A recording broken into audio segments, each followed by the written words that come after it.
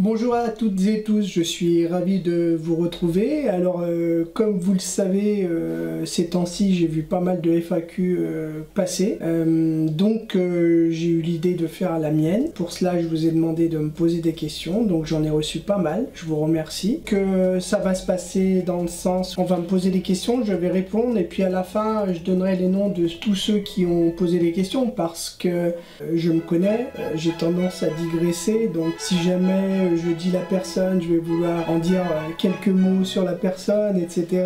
Donc je pense que pour cette vidéo, je vais surtout me concentrer à répondre aux questions. Voilà, donc si vous le voulez bien, on va commencer par la première question.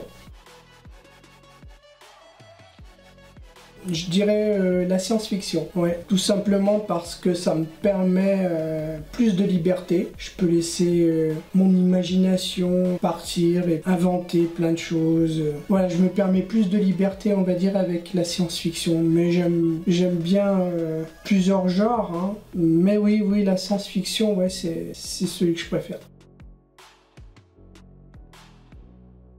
Alors, mon prochain livre sortira fin juillet, donc c'est la suite de Miss Hermione et le voleur de rêves. Ce sera Miss Hermione et le mystère de la cité interdite. Là, il reviendra bientôt de chez la correctrice, il y aura quelques ajustements, mais bon, la couverture est faite, les illustrations aussi, il reste la mise en page, donc fin juillet. Mon auteur préféré, donc si vous me suivez depuis le début, vous devez savoir, Jules Verne m'a éveillé à la lecture, tout petit. J'ai lu tous les livres qu'il avait fait, donc c'est lui. Et puis si vous voulez plus un auteur contemporain, on va dire Maxime Chatham. Ouais, j'aime beaucoup Maxime Chatham. Voilà. Alors, quel pays j'aimerais découvrir? C'est une bonne question. Je dirais la Chine, avec ses mystères, oui. J'aimerais bien visiter la muraille de Chine, la cité interdite également. Il y a des cantons aussi qui m'intéressent. Ouais, je dirais la Chine. Alors, oui, effectivement, avec mes problèmes visuels, il m'a fallu m'adapter. Donc pour l'écriture, j'en avais parlé, j'utilise deux logiciels. Un qui s'appelle Dragon pour lorsque je parle, il écrit. Et puis Balabolka qui répète ce que j'ai écrit. Il y a d'autres petites techniques également que je suis obligé de mettre en place. Par exemple, vous avez des auteurs qui font 50, 60 chapitres. Je peux pas me permettre de retenir 60 chapitres. Donc généralement, c'est sur 10 chapitres. Le maximum, je crois que j'ai fait 13 chapitres parce qu'en fait, je travaille tout de mémoire. Bon, on va dire à 80-90%, je travaille de mémoire. Donc c'est plus facile pour moi de séparer, voilà. En plus, je considère plus les chapitres comme des actes, moi. C'est beaucoup plus facile pour moi. Voilà, donc en fait c'est tout un petit système où je m'adapte. Bien sûr, il y a des choses que je ne peux pas faire, où je suis aidé pour les couvertures, pour les illustrations. C'est mon épouse Christine. La musique, je suis aidé par mon fils aussi. J'avoue que c'est plus compliqué. Je m'adapte.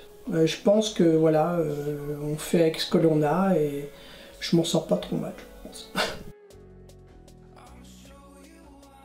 Et ben qu'il y ait de plus en plus de personnes qui découvrent mon univers, voilà, qui puissent lire les histoires que pour la plupart j'invente, mais aussi les histoires sur lesquelles j'aborde des thèmes qui me touchent, comme le féminicide, la ségrégation, des sujets assez lourds. Oui, je pense, voilà, tout simplement que, voilà, que plus de personnes partagent mon univers. Il y a plusieurs types d'auteurs que je rencontre. Il y a les personnes qui viennent comme moi en toute dilettante, qui viennent simplement pour en fait faire découvrir leurs écrits. Je suis un peu voilà dans cette optique. Et puis vous avez les autres auteurs qui viennent plus dans un sens commercial, donc qui n'échangent pas trop avec vous. Voilà, ils sont là dans un but précis, mais bon. Voilà, je leur jette pas la pierre, tout le monde est là pour faire ce qu'il a envie de faire. Mais généralement, non, j'ai une bonne relation avec les auteurs. Ils sont sympas, on partage sur leurs objectifs, ce qu'ils ont fait, on se donne des conseils mutuellement. Voilà, on va à la découverte l'un de l'autre. Non, c'est assez sympa. Et puis pour moi, c'est un privilège parfois de rencontrer des auteurs que je lis, que je suis, à qui je trouve un talent formidable. Je vais citer Stéphanie Herrel, Maxence Madone, Monica Bennett, pour citer que, voilà, Paul Dubreuil, etc. Il y en a pas mal, ceux que j'ai pas cités. J'espère qu'ils me pardonneront. Voilà, Maritza, Jaillet. Non, j'ai d'assez bonnes relations. C'est sympa, à chaque fois, c'est un plaisir d'en retrouver certains parce qu'on se retrouve sur certains salons. Moi, j'en fais pas trop loin de chez moi parce que, vu mes problèmes visuels, c'est un peu plus compliqué, on va dire. Non, les rapports sont très cordiaux et non, ça se passe très bien. Je ferais disparaître la méchanceté chez tous les êtres vivants. Je pense que s'il n'y avait plus la méchanceté, il n'y aurait plus de drame, plus de violence. Utopique. Mais ouais, si vous voulez me donner une baguette magique, je l'accepte volontiers. Ah, ouais, ça rejoint un petit peu la question, la première, sur mon handicap. On va dire que oui et non. C'est compliqué dans le sens où il faut que je fasse plus de démarches, soit plus dans les réseaux sociaux pour me faire connaître, etc. Et à contrario, si j'étais dans une maison d'édition, j'aurais des deadlines à respecter, je devrais peut-être faire plus de concessions sur la couverture. Puis moi, j'ai pas envie de me prendre la tête, donc ouais, je suis quelqu'un qui, je pense, par rapport à mon handicap, vit au jour le jour. Je me projette pas en fait. Je prends du plaisir au jour le jour. Ça m'ennuierait de tout avoir à prévoir, à mettre en place. Là, si vous voulez, je me donne parfois des dates, bien sûr, parce que la correctrice, il faut qu'elle ait des créneaux. Elle ne travaille pas que pour moi. Ma super correctrice Cécile, que j'embrasse. Non, finalement, c'est pas si compliqué que ça de s'auto-éditer. Et puis, il y a un côté, alors entre guillemets, jouissif, parce qu'on participe à tout, en fait. Du début à la fin, on suit tout le projet, c'est un peu notre bébé. Je pense que la joie est multipliée. Quand j'en discute avec les autres auteurs qui ont connu les deux, à la fois édité et par une maison d'édition et puis en auto-édition, ils réagissent un peu comme moi, voilà. Je pense pas m'être trompé en m'auto-éditant et je pense que j'arrive à assumer ça assez bien parce que je suis bien entouré. Ah, alors, je travaillais dans le sanitaire, rien à voir avec l'écriture. La maladie est apparue, j'ai eu beaucoup de problèmes, j'ai été reconverti. Voilà, je me suis retrouvé dans un atelier où j'ai eu un grave accident également, à mon bras gauche. Donc, suite à cela, j'ai été licencié et puis, alors, il y a eu un processus qui s'est enchaîné, une spirale négative, on va dire, où je ne savais plus quoi faire de ma vie. Les problèmes visuels arrivaient de plus en plus. J'étais un petit peu perdu et puis j'ai rencontré une psychothérapeute. Voilà, elle a changé ma vie. Finalement, le fait de perdre la vue, à contrario, elle m'a fait voir que on voyait mieux la vie, qu'on voyait mieux les choses qui se présentaient à nous. Voilà, on a cherché ce qui me plaisait. Moi, j'adorais la lecture. J'aimais écrire des poèmes quand j'étais jeune, des petites histoires. Et puis voilà, donc de fil en aiguille, j'en suis arrivé à écrire une première histoire, une sorte d'exutoire, Novice sans elle. Et puis quand j'ai vu que les personnes qui lisaient, elles étaient intéressées et tout, j'ai décidé d'écrire sur des sujets qui me passionnaient. Voilà, j'en suis arrivé comme ça à l'écriture. Que vous dire d'autre? J'aime la peinture, j'aime le sport. Compliqué quand même de parler de soi. J'aime les séries, j'adore les séries, je suis passionné de séries. Alors bien sûr maintenant c'est plus difficile pour les regarder. Je regarde à ma manière, mais voilà. Et la musique, j'adore la musique, voilà.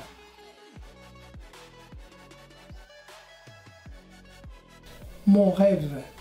J'aimerais voir une de mes créations portée sur le petit écran, ouais. Oui, ce serait sympa, ce serait un rêve assez sympa. Pourquoi pas Miss Hermione, ce serait sympa, je pense.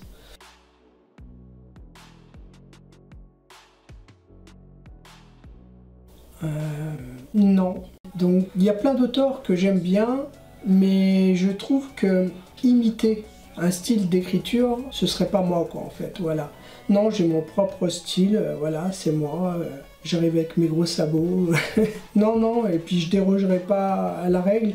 Par contre, je vais écrire dans un style différent par rapport au sujet que je vais traiter. Si je traite du féminicide comme S'il te plaît maman réveille-toi, il est certain que je vais pas écrire de la même manière ou dans le même style où je vais écrire Miss Hermione. Miss Hermione, je m'adresse à des enfants, donc j'essaye que les phrases soient pas trop compliqué, voilà, sans non plus que ce soit trop terre à terre. Les enfants sont très intelligents, donc il n'y a pas besoin non plus de trop dénigrer l'écriture. Ensuite, voilà, il y a des sujets plus importants où je sais que c'est des adultes qui vont lire, et là, voilà, je vais peut-être employer des mots un peu plus recherchés, on va dire. Je m'adapte en fait à l'histoire. Voilà, mais généralement, voilà, mon style d'écriture sera toujours le même, à on va dire quelques exceptions, comme je viens de citer, féminicide, ségrégation. Je fais plus attention aux mots que j'emploie, etc., et de la manière dont je les formule.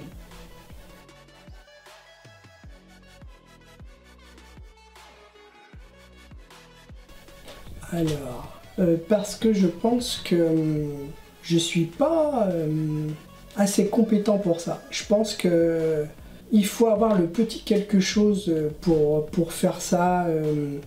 Et puis je me verrais mal à ma place critiquer. Et puis j'ai trop de respect pour les auteurs parce que je sais le travail, la somme de travail que cela représente. Je serais mal placé pour critiquer. Alors oui, je vais dire si j'ai aimé, si j'ai pas aimé, mais ça c'est subjectif. Je veux dire que vous pouvez avoir 3 millions de personnes qui aiment le même livre, et puis il y en a une ou deux qui ne vont pas aimer.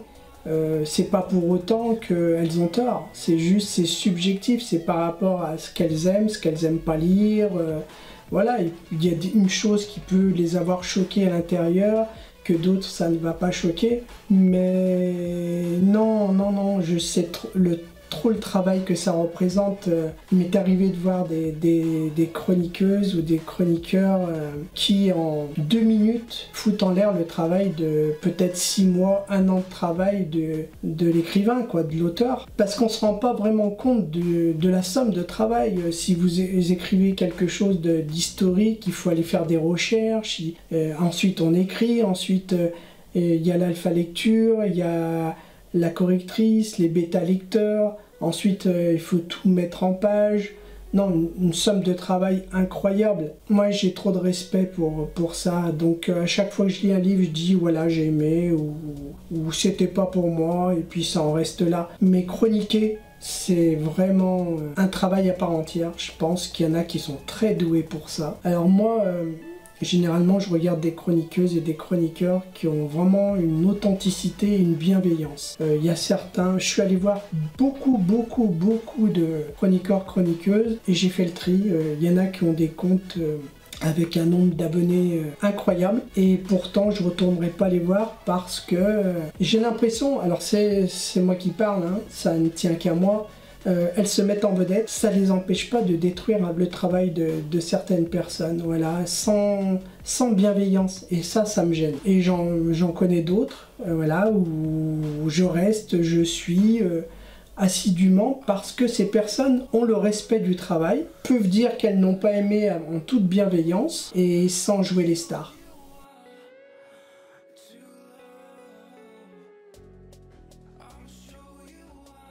Ah, c'est gentil. Merci. Problème de santé passe, ça va. J'ai subi une opération, donc ça s'est arrangé, tout va bien. Là, je suis en convalescence pour encore 3 mois. Mais je suis habitué avec tous ces problèmes de santé, donc c'est pas gênant en soi. J'arrive à vivre avec, je suis bien. J'ai pris un peu de poids parce que je peux plus faire de sport. Ça, c'est l'inconvénient. Non, mais je suis rassuré parce que je vais pouvoir assumer mes chouchous de salon, Pusignan, Châtenay, et ça c'est un grand plaisir. Et puis voilà, comme je disais, moi je vis au jour le jour et demain on verra, demain sera un autre jour, il fera soleil. En tout cas, merci pour la question, c'était gentil. Mes passions. Alors je l'ai dit un peu tout à l'heure, les séries, j'adore les séries. J'adore le spray painting, j'ai fait du spray painting jusqu'en 2016. Même si je ne voyais pas les couleurs, elles étaient notées sur les bombes, donc j'arrivais à me débrouiller. Et puis après, il y a eu les problèmes plus importants au niveau de la vue, donc j'ai arrêté le spray painting. D'ailleurs, j'ai fait une vidéo, si vous voulez voir certains tableaux qui me restent. Qu'est-ce que j'aime également? Le sport, beaucoup de sport. Course à pied parce que j'ai monté 3 fois en courant le Mont Ventoux. Voilà, j'aime le foot, que dire d'autre? Je pratiquais le tennis, donc c'est des sports que je ne peux plus faire, bien évidemment. Le théâtre, j'aime beaucoup le théâtre également. Voilà, je vois, c'est difficile, hein, je sais pas en fait, pas la cuisine. Je suis très mauvais pour ça. Les voyages, peut-être, mais je les vis différemment à présent. Donc voilà, je pense que j'ai fait le tour.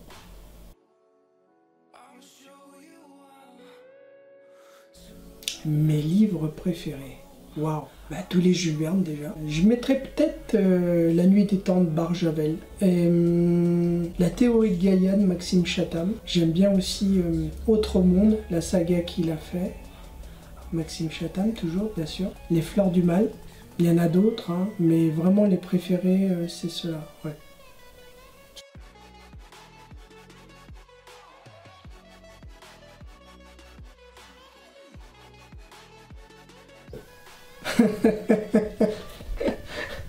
Un génie, il me demande de faire 3 vœux. Qu'est-ce que je demande? Ça va être bateau, hein, ce que je vais dire, mais la paix dans le monde, parce que les faits divers s'enchaînent aux informations, qu'il n'y ait plus de famine, que tout le monde puisse manger à sa faim. Il me reste un vœu. Et que tout le monde puisse réaliser son rêve. Voilà.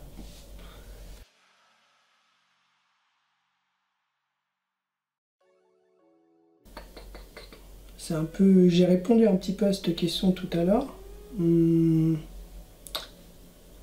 Non, pas vraiment. Parce que, comme je l'ai dit précédemment, je suis bien entouré. J'ai la chance d'avoir une épouse qui touche à tout. Une sorte de MacGyver en puissance. Qui est là pour gérer un peu tout. Non, j'ai rencontré aucun problème, ça s'est fait naturellement, je pense, voilà.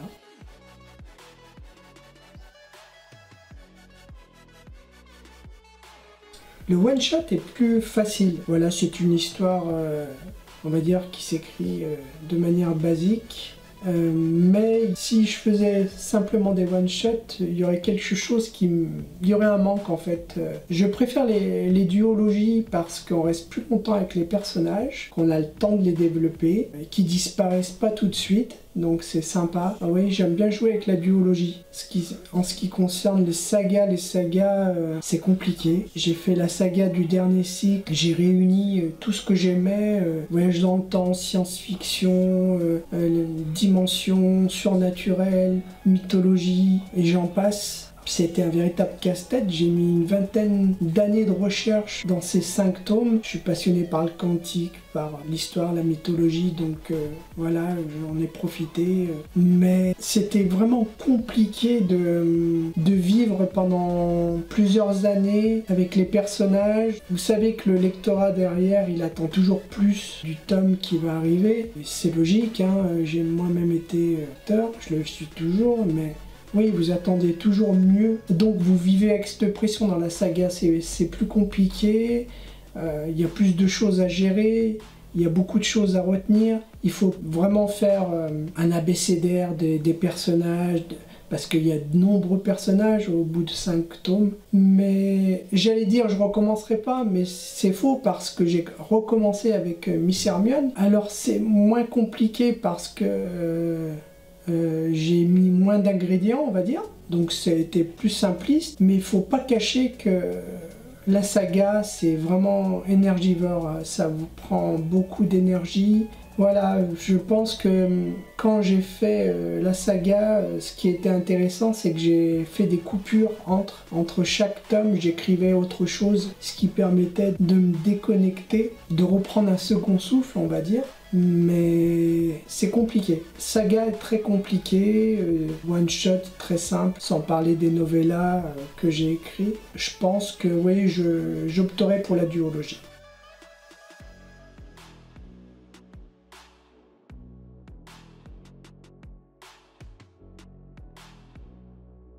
C'est gentil, merci. Alors j'ai la chance, entre guillemets, d'avoir une imagination foisonnante, tout petit, à l'école. La maîtresse me reprenait souvent en me disant « Jean-Luc, tu es dans la lune ». Donc je pense que ça n'a pas changé. Voilà, mon esprit est toujours en voyage. Même lorsque je regarde une série, quelque chose peut me happer et puis je peux partir digresser tout seul sur un imaginaire qui va se mettre en place. Donc je prends des notes, ça se fait tout naturellement. Ouais. Chez moi, l'imagination, on va dire, c'est peut-être ma plus grande capacité. Je pense que ouais, les idées elles me viennent comme ça. Ensuite, est-ce que j'ai une trame ? Lorsque je commence mes récits, j'ai un fil rouge, oui, j'ai un fil rouge en fait, voilà, je pars d'une idée, tout simplement, je vais noter une idée, je vais aller 3-4 phrases, ensuite je vais me mettre dans un coin, je vais mettre de la musique et puis après je vais développer. Mais oui, quand je commence, oui, j'ai quand même une trame, ensuite ça va se développer au fur et à mesure. Oui, j'ai un rituel d'écriture, oui. Alors, toujours au même endroit, hein, devant l'ordinateur, bien sûr, dans ma chambre. Le matin, je commence vers les 9 h du matin. Voilà, je pense que c'est le moment où je suis le plus à l'aise pour écrire. Je prends mon petit cappuccino et puis voilà, je suis parti sur le chemin de l'écriture jusqu'à 13 h. 13h30, ça dépend. Et puis ensuite, je m'arrête et puis je vais aller faire les recherches l'après-midi jusqu'à 17 h à peu près. Ouais. Parce que les recherches sont très importantes. Donc je vais regarder des documentaires, aller me renseigner sur telle chose. Voilà, c'est un petit rituel simple. Hein. Voilà, un petit cappuccino devant. Ah oui, aussi un fond de musique. Voilà, j'aime beaucoup écouter des fonds musique fantasy, celtique, j'aime beaucoup. Voilà.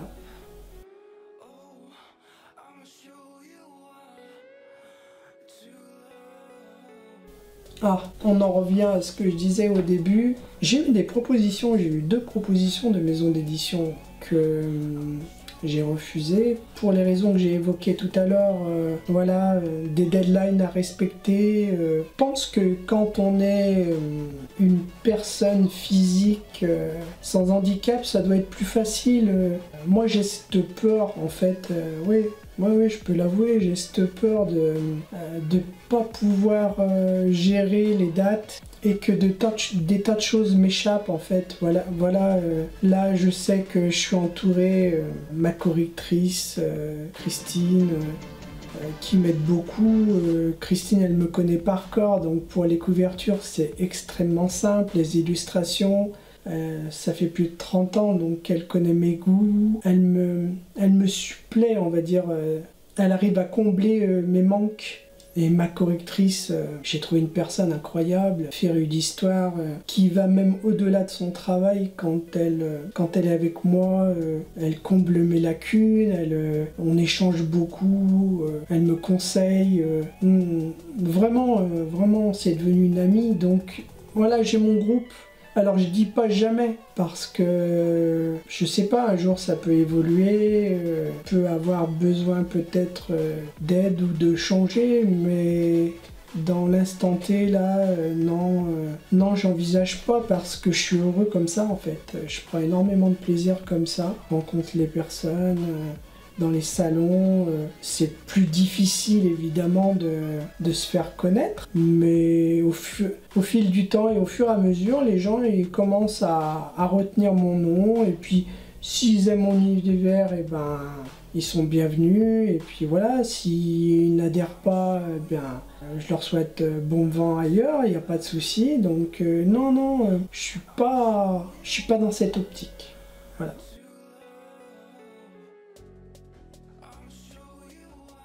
Alors, prochaine parution, il va y avoir Miss Hermione et le mystère de la cité interdite, fin juillet. Alors, comme vous le savez, j'ai eu pas mal de soucis de santé, donc je vais ralentir l'écriture.